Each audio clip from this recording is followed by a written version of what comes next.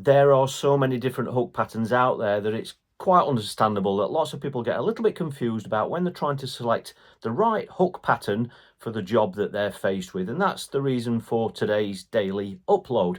Matrix have just launched a complete range of hooks to suit lots and lots of different venues, lots of different scenarios. And so I've seen a bigger influx in the number of questions about what types of hooks I'm going to be using through the summer out of the range, and more importantly, people want to know why I've selected those particular patterns. So that's what I'm just going to quickly go through with you. In today's video, I'm going to be showing you the barbless hook patterns that I'm going to be using through summer, through autumn and into winter, and I'm going to explain to you the reason why I've selected them, and I'm actually going to be showing you just one or two key details that I just want you to be aware of, just so that when you do decide to go out there to part with your hard-earned money, that it's just going to give you a better idea as regards what types of hooks and features you're going to be looking for when you're trying to select the right hook pattern for the job. So let me just show you the barbless hook patterns that I'm going to be using over the next year.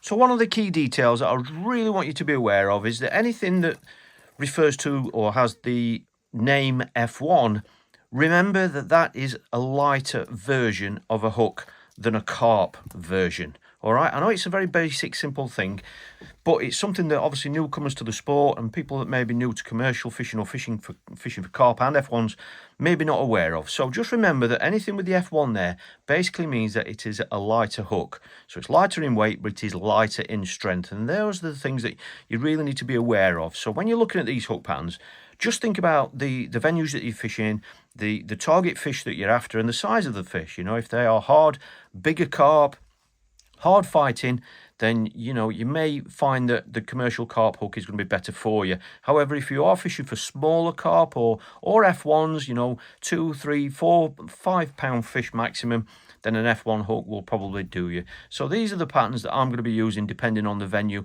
that I'm faced with. So these are actually labelled up with the numbers X1 and X2, but like I say, they are named really easily for you. You've got commercial F1, commercial carp, and these are, as you'd expect, barbless patterns. So when I'm fishing for lighter fish, I'll go for the F1, and carp is the carp version. So those are the two main patterns really that I'll be using for lots of the venues that I'm using. And you can see the shape of the hook there.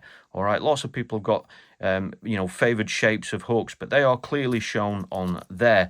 If you are after a really heavier hook, if you are fishing, say for example, down the margins for really big hard fighting carp or fish that you've got to stop getting to snags, you know, if you're fishing near reeds, lilies, and you want something that's even tougher than the actual commercial carp version, you've got one here. And as you can see, I mean, it's an X3, but it clearly says there, Power Carp Edge. It's telling you exactly what it's all about. And you can obviously see that it's a thicker gauge hook as well. You know, the actual thickness of the material is much stronger. So that is obviously targeted for more powerful fish.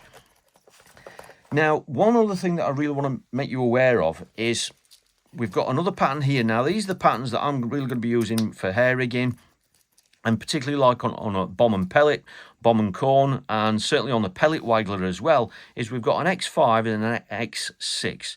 Now, again, we've got the feature F1, so that's telling you that that one is a slightly lighter hook than the carp version. Really nicely, easily labelled. And then the final pattern that I'm going to show you is the one that will be used for all my method feeder fishing, and that is the carp method. Really nicely labelled. It is an X7 if you're into your pattern numbers, but carp method is the key. Now, the key detail to this that I want to make you all aware of, if it's, like I say, especially if you're not buying these products in the shop in person, is that, as you can see, it's a Sertal type hook, if you want to use that term. By using that term, most people know what type of a hook it is. And I love these patterns for fishing with a method feeder. Now, as you can see, it's there. It shows you the shape. It is obviously barbless. It is eyed, so it's obviously for hair rigging. But the biggest detail I want to show you about this, because these are the brand new ones from Matrix, and that is that in comparison to some other Sertal type hooks that are out there, lots of the popular ones that some of you have used over the years, the key detail here to just make note of is just have a look at how big the gap is between that point there and the actual shank of the hook. as you can see, in comparison to some other brands out there, this gap between the point there and the shank is greater than some of the others out there. So that might be something that you're much more confident in. You might be the other way around. So this style of hook in other brands, you'll find that point there is quite a lot nearer to the actual shank of the hook, and that might not be something that you want. So whilst this is a circle pattern style hook, that gap is greater, and that's something that I switched to certainly through the last 2 winters actually, that I was using circle type hooks with a point nearer to the shank. I found that sometimes I wasn't quite getting the hook up that I wanted actually on the method feeder, and I switched to patterns where, like this one, that was a much wider gape or a wider gap between the point and the shank, and I found that was much better, and that's what I've used for the last 2 winters. So that's the key detail really, just to remember with this. But obviously with a really nice simple label like that, carp method, it's telling you exactly what it's designed for. Those are the main barbless patterns that I'm going to be using for all my rod and line work through this summer, and for pole fishing as well. So I just thought I'd shed a little bit of light on those key details really, because I'd hate anyone to go out there and go buying hooks and spending money on products that are not going to suit your style of fishing. So I hope you found this daily video useful. If you have, please give it a thumbs up, and tomorrow I will be uploading another video exactly like this, where I'll be showing you the barbed patterned hooks that I will be using going through the remainder of this year, which obviously will be the patterns that I use on the natural venues and the rivers where barbed hooks are allowed. And if you're new to the channel, please consider subscribing, and hope you've got some value from this. And if you have, then I'll really look forward to seeing you again tomorrow.